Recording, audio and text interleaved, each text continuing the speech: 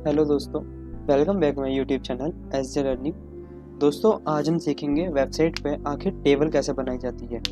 Table in the sense आपने बहुत सी website पे देखा होगा, अगर हम किसी चीज़ के बारे में डिफरेंस पता करते हैं तो उनके बीच में टेबल का एक आता है कॉलम, और उन कॉलम में डिफरेंस लिखा होता है। मैं आपको एक प्रैक्टिकल दिखाता हूँ आखिर मैं टेबल किसे बोल रहा हूँ। जैसे कि मैं यहाँ पर लिख रहा हूँ difference between C and C plus plus. आप जानते होंगे ये लैंग्वेज होती है, C language and C plus plus. मैं बायजूस की वेबसाइट पे जाता हूँ, ये देखिए यहाँ पर ये टेबल की फॉर्म में ना मैं रिप्रेजेंट करा है कि सी लैंग्वेज सी के बारे में क्या क्या इन्फॉर्मेशन है और लैंग्वेज सी प्लस प्लस बारे उसके बारे में क्या इन्फॉर्मेशन दी गई है। हमें जो इन्फॉर्मेशन दी गई है, हमें जो इसके बारे में डिफरेंस बताया गया है ना, वो देखो एक टेबल की फॉर्म में है। ये इस टेबल का ये कॉलम अलग है, ये कॉलम अलग है। आपको मैं कॉलम बता दूँ, ये जो कर्सर मेरा आ रहा है ना, कर्सर देखिए ये कॉलम है, ये जिसमें ये कॉलम है, ये भी कॉलम है, ये भी कॉलम है, और ये जो मैं हॉरिजॉन्टल कर रहा हूँ ना, ये हमारा है रोज। ठीक है, ये रोज होती है ऐसे, ये कॉलम होते हैं ऐसे। आपने एक्सेल में पढ़ा होगा, आपने एक्सेल सीखा होगा तो कि उसमें रो और कॉलम होता क्या है, और रो और कॉलम को जो इंटरसेक्ट करता है, जो बीच में बनता है, उसको हम कहते हैं सेल। बॉक्स नहीं बोलते हैं उसे, सेल बोलते हैं। ठीक है, जैसे ये एक तरीके से हमारे लिए एक सेल है। ठीक है, क्योंकि ये रो और कॉलम से मिलकर एक सेल बना है। ठीक है, तो आइए हम आज देखते हैं कि क्या नाम है टेबल कैसे बनती है। सबसे पहले हम अपना सब लाइम टेक्स्ट 3 एडिटर जो हमने डाउनलोड करा था पिछली वीडियो में, मैंने आपको बताया था कैसे डाउनलोड करते हैं, उसको ओपन करते हैं। सिंपल ओपन करने के लिए हम लिखेंगे, यहाँ पे सर्च करेंगे सब लाइम, तो ये आ गया। हम इसको ओपन करते हैं। ओपन करने के बाद में मैं एक नई फाइल लेता हूँ कंट्रोल एन से। आपके पास नया इस तरीके से खुलेगा जब आप एक बार खोलोगे। ठीक है, तो हमने पहले देखा था पिछली वीडियो में कि हमने फाइल को सबसे पहले सेव करा था। ठीक है, तो हम इसको सेव करते हैं कंट्रोल एस से।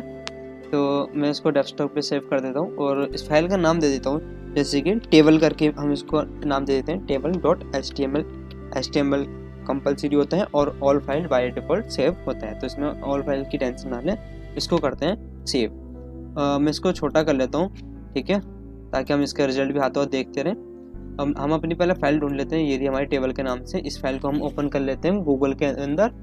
ये देखिए हमारी फाइल गूगल के अंदर आ चुकी है, इसको भी हम साइड में सेव कर लेते हैं। और ये देखिए हम, ताकि जो भी हम काम करें हाथों हमें दिखता रहे। मैंने आपको पिछली वीडियो में बताया था कि HTML का कोड कैसे मंगाया जाता है एक शॉर्टकट की मदद से। ठीक है, हमें पूरा HTML का कोड लिखने की ज़रूरत नहीं है, हम सिंपल लिखेंगे HTML और टैब बटन दबाएंगे। ये देखिए हमारा HTML आ गया है।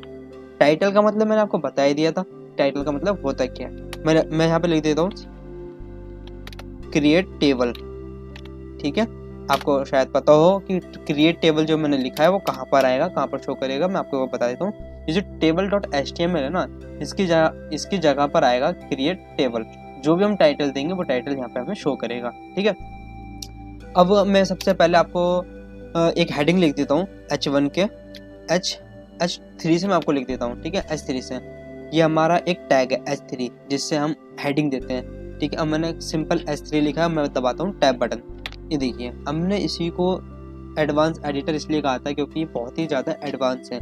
अभी मैं आपको धीरे धीरे इसके एडवांस के फीचर और बताता रहूँगा। ठीक है, तो हमने सिंपल H3 लिखा था और टैब बटन से हमारा पूरा टैग आ चुका है। मैं इसमें देता हूँ क्रिएट टेबल करके।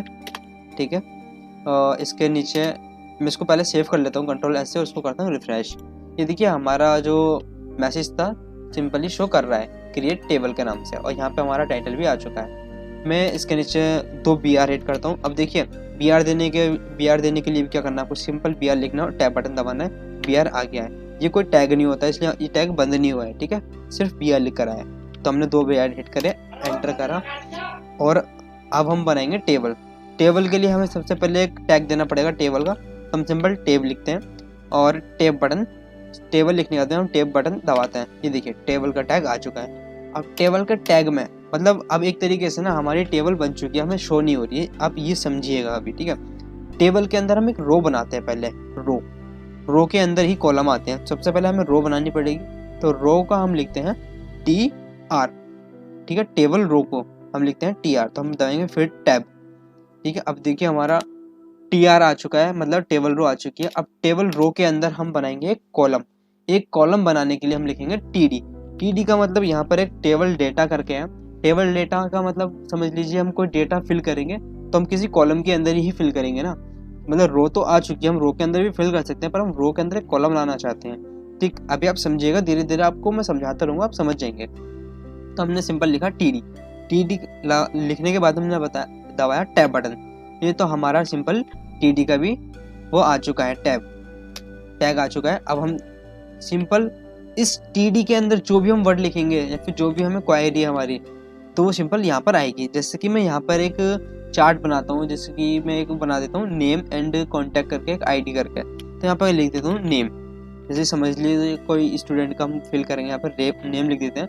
मैं इसे कंट्रोल एस करता हूँ। अभी देखिए यहाँ पे कैसे दिख रहा है, ये सिंपल नेम दिख रहा है, यहाँ पे तो कोई टेबल वेबल क्रिएट नहीं हुई।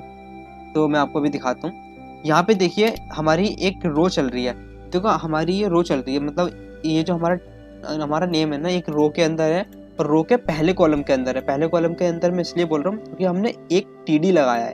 एक टीडी का मतलब एक कॉलम, टीआर का मतलब एक रो, मतलब अभी हमारा एक रो के अंदर एक कॉलम है। अब मैं यहाँ पे दूसरा कॉलम देना चाहता हूँ, तो मैं लिखूंगा टीडी टैब बटन। ठीक है, अब मैं इसको एंटर से नीचे लेकर आ रहा हूँ, ये ना समझा, ए नीचे का सारा है। ठीक है, अब मैं यहाँ पे लिखता हूँ रोल नंबर, ये लिखा मैंने रोल नंबर। हमने रोल नंबर लिखा है, इसको करा कंट्रोल एस, ये करा हमने रिफ्रेश। ये देखिए ये भी हमारा, ध्यान से देखें, ये हमारा एक रो के अंदर आया है, दो कॉलम। पहले रो मतलब एक रो के अंदर पहला कॉलम है हमारा नेम का, दूसरा कॉलम है हमारा रोल नंबर का। अब इसमें टेबल तो बन के आ नहीं रही है, टेबल बन के क्यों नहीं आ रही है मैं आपको अभी दिखाता हूँ। ये देखिए, ये जो हमारा टेबल है ना, हमने इसको बॉर्डर अभी दिया नहीं है। वैसे बेसिकली हमारी टेबल आ चुकी है, अब उसमें बॉर्डर नहीं दिया है तो हमें विजिबल नहीं हो रहा है, तो हम यहाँ पे देते हैं BO। अब देखिए मैं एडवांस बता रहा था ना, ये देखो इस चीज़ के लिए एडवांस है, हमें बॉर्डर की स्पेलिंग लिखनी है। बहुत से लोगों के स्पेलिंग में मिस्टेक हो जाती है, फिर ध्यान नहीं रहता है, गलती करते हैं, और बहुत से लोगों को तो पता ही नहीं कि बॉर्डर की स्पेलिंग होती क्या है, फिर किसी वर्ड की स्पेलिंग नहीं पता है पर उन्हें पता है बॉर्डर लिखना है। तो हम एक दो वर्ड लिखते हैं ना, तो हमें सजेस्ट करता है कि आप क्या लिखना चाहते हैं, बैकग्राउंड कलर लिखना चाहते हैं, बॉर्डर लिखना चाहते हैं। अब देखिए हमें बॉर्डर देना है, तो इस पर ये बाय डिफॉल्ट अभी सिलेक्ट है। ठीक है, तो हम इस पर क्लिक भी कर सकते हैं, एंटर का बटन भी दबा सकते हैं। मैं इस पर क्लिक करता हूँ, ये बॉर्डर आ चुका है। अभी यहाँ नंबरिंग के हिसाब से पूछ रहा है कि आप कैसा बॉर्डर चाहते हैं। अगर हम 0 लिखेंगे, बाय डिफॉल्ट 0 रहता है, तो इस टाइम हमने 0 लिख दिया, या फिर 0 नहीं भी लिखेंगे तो इस टाइम ये 0 है। अगर हम 1 कर देंगे तो बॉर्डर आ जाएगा। हम जैसे 2 3 4 5 6 करते रहेंगे, ठीक है, जैसे नंबर इंक्रीज करेंगे बॉर्डर की थिकनेस इंक्रीज होती रहेगी। अब मैं यहाँ पर 1 करता हूँ सिंपली, ये हमने करा कंट्रोल एस, ये बॉर्डर तो आ जाएगा पर थोड़ा अजीब वेट से लगेगा। ये देखिए हमारा बॉर्डर तो आ चुका है, अभी डबल बॉर्डर क्यों आ रहा है? अगर किसी के दिमाग में आ गया हो तो अच्छी बात है, वरना मैं आपको बताता हूँ।